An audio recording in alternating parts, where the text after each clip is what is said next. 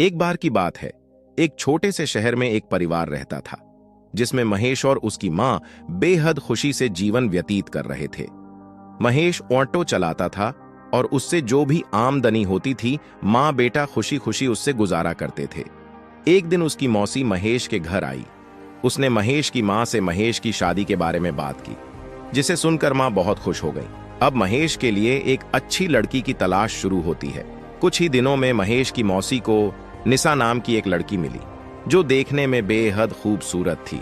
महेश को भी निशा बहुत पसंद आई और दोनों ने शादी कर ली। शादी के बाद कुछ दिन बेहद खुशी से बीते, लेकिन महेश और उसकी मां को निशा के बारे में यह नहीं पता था कि निशा कितनी लालची लड़की है। निशा ने शादी के कुछ दिनों बाद ही अपने रंग दिखाना शुरू कर दिया था। वह महीने में कई बार किसी पार्टी जैसे समारोह में जाने लगी, जिसके लिए निशा हर पार्टी में नए कपड़े और कीमती जेवर पहनती थीं। जब निशा के नए गहने और कपड़े खत्म हो जाते थे, तब निशा अपने पति की कमाई से नए कपड़े और गहने खरीद लेती थी, जिससे महेश के घर में झगड़ा शुरू हो गया था। कई बार ऐसा होता कि महीने का राशन लाने के लिए जो भी पैसे होते थे, उन पैसों से निशा अपने लिए कपड़े और गहने खरीद लेती थी। एक दिन महेश ने कहा, निशा, अपने नए कपड़े और गहने खरीदने में इतना पैसा बर्बाद करने का क्या फायदा है?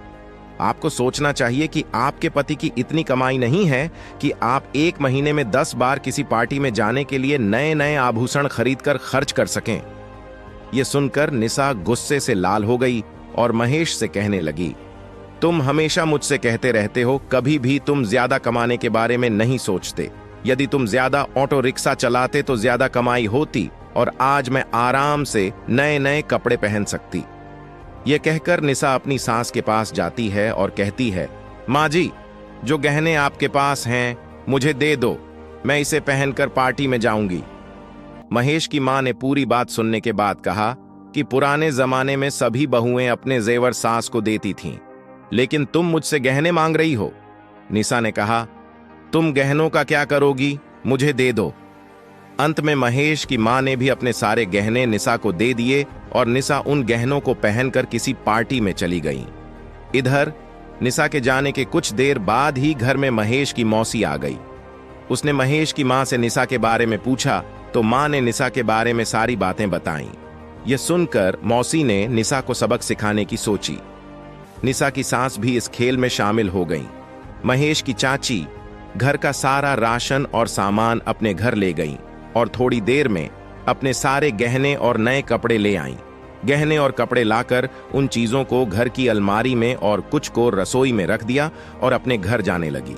जाते समय निशा की सास से कहा कि जब निशा घर आएगी तो यह जेवर देखकर वह तुमसे कुछ पूछेगी, तुम उसका अच्छे से उत्तर देना।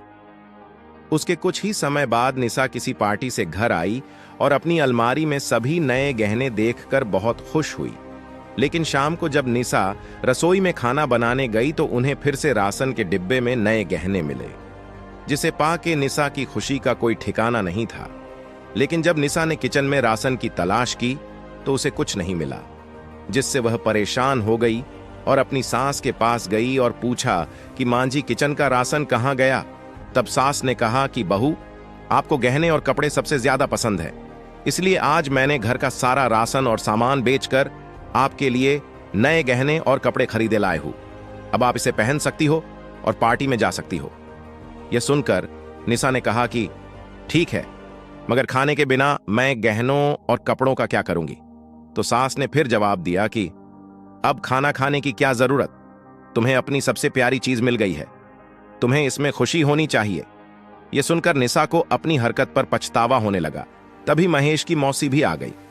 उन्होंने यह भी कहा कि यह सब मैंने आपको समझाने के लिए किया है कि केवल नए कपड़े और आभूषण जरूरी नहीं है, इसके अलावा दुनिया में भी बहुत कुछ होता है।